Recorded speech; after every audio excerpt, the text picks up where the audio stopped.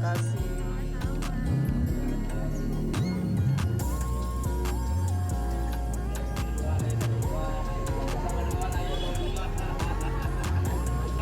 Jadi hanya waktu tahanannya ya. Dan juga teman-teman kalau misalnya di rumah itu juga wajib banget pakai sunscreen karena sebenarnya itu penting. sinar dari Nah, karena beliau ini adalah seorang saudagar yang sangat kaya ya pada zamannya, ya sampai sekarang sih sebenarnya ya. Jadi beliau itu membuatlah sebuah rumah di sini. Rumah ini yang kita lihat ini rumah Depok sebutannya. Kenapa disebut rumah Depok? Karena di antara rumah-rumah lain di seberang.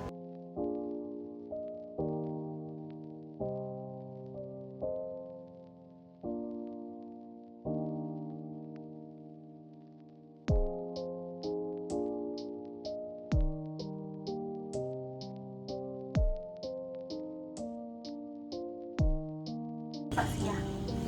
Jadi hanya orang-orang yang berduit sajalah yang bisa mengimpor kaca-kaca baterai ini. Makanya kalau teman-teman ke Caritas, terus ke kantor wali kota, itu kaca-kaca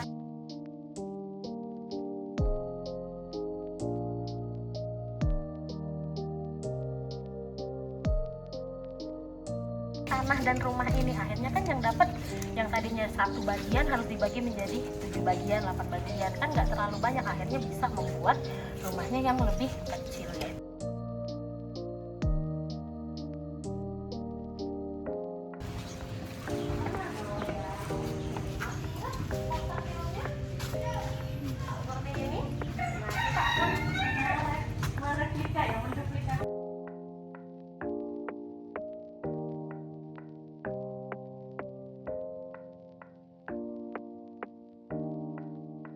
Karena pernah makan di situ. Kita lihat ya ke bawah sana.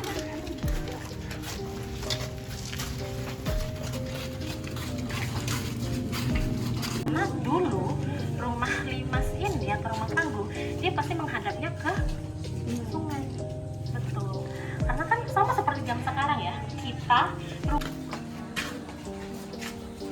sama kayak rumah ini karena dulu langsung berhadapan dengan sungai ini harusnya.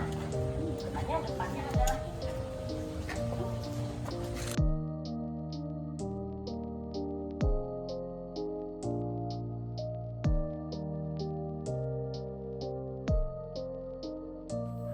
Nah, inceng gondok nah. Nah, inceng gondok galau nah.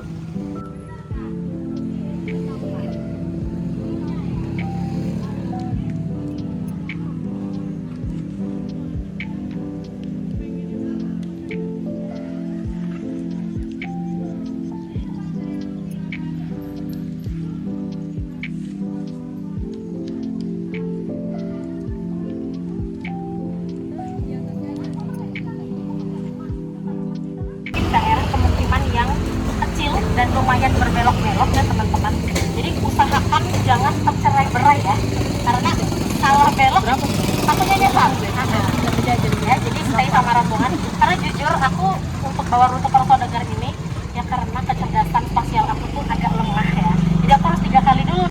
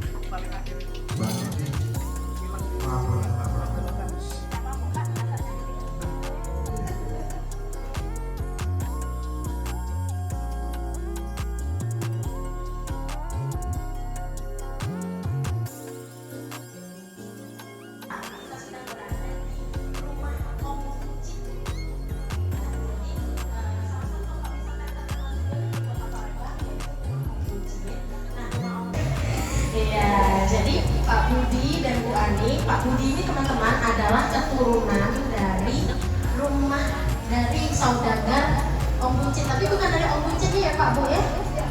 Bukan. Sudah iya. Oh, memang harus orang yang bersangkutan. Tidak ya. Ya, assalamualaikum warahmatullahi wabarakatuh. Jadi semuanya dari Palembang semua ya. Ya. Oke, terima kasih banyak kedatangannya. Gimana nih akhirnya? Enak. Alhamdulillah. Ya, jadi mungkin sedikit aja bercerita kali ya. Iya. Ya, jadi mungkin adik-adik sudah tahu belum rumah ini 300 tahun.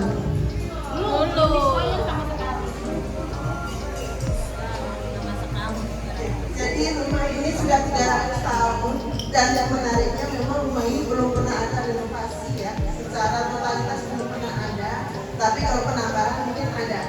Jadi untuk ruangan depan ini yang kiri yang hijau ini tambahan. Jadi dulu awalnya rumah ini pendopo di sini. Ruangan terbuka. Dinding-dindingnya ini Ya. tidak ada.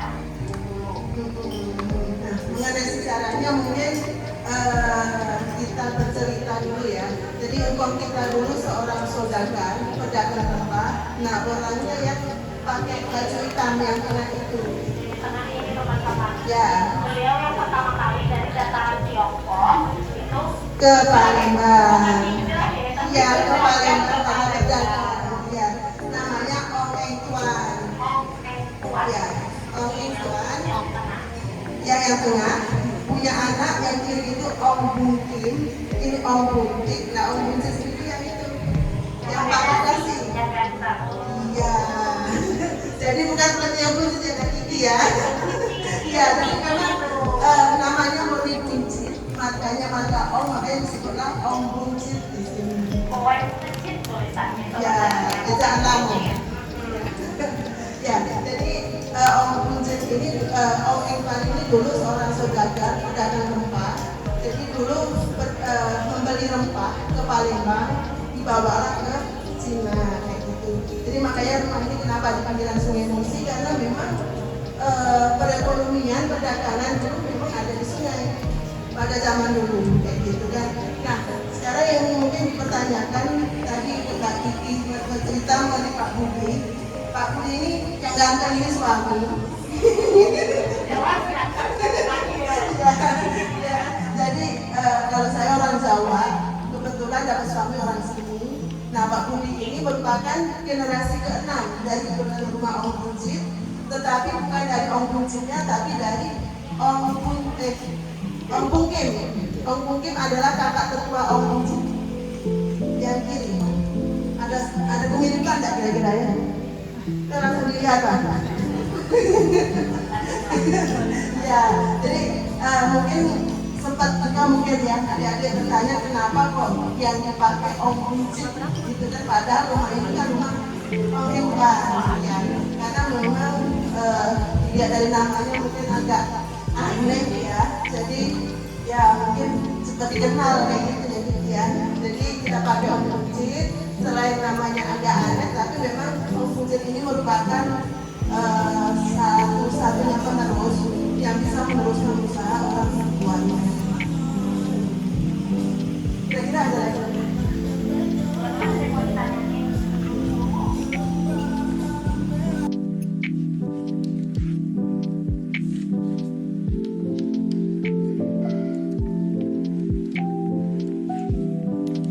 Tempat pensil, tempat sisir. Nah, ini mangkoknya juga ada. Dan nanti kita belajar bareng-bareng di depan. Dan nanti pulangnya kita bawa satu-satu. Nanti ya. Ya, boleh. Ya. Nah, ini nggak mungkin juga selesai kalau buat sendiri ya. Ya, makanya kita siapa yang sudah jadi. Jumlah sekiranya lebih dari 50 orang. Iya. Dan yang menariknya yang tinggal di sini itu dengan berbagai macam keyakinan. Ini kan tunggal ika. Betul sekali, ya. Nah, karena memang yang tinggal di sini ada yang menikah, kayak gitu kan, jadi ikut suami, orang tuanya ikut anaknya, jadi akhirnya habis. Sekarang keluarga di sini. Iya. Ya, gitu. Tetapi jangan salah, kami walaupun terpisah, kami secara kekeluargaan kami masih hidup dengan tentram, damai, toleransi juga kami sangat tinggi di sini. Jadi aman, tentram dan damai. Keturunan langsung segaris dari Om Buncit dari kakak tertua.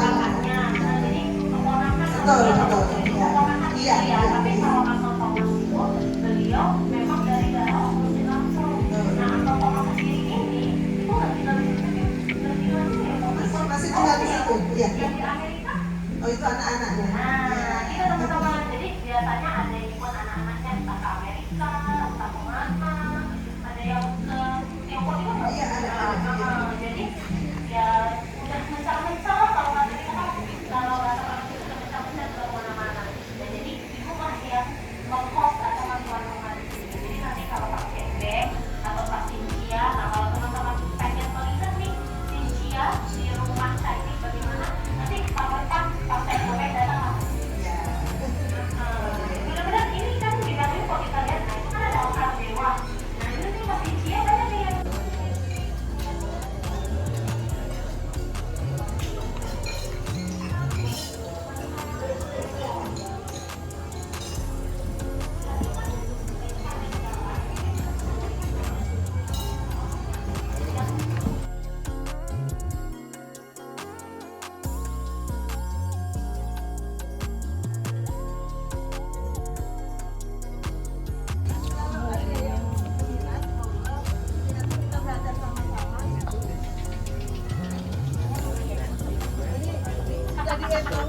Anaknya nih.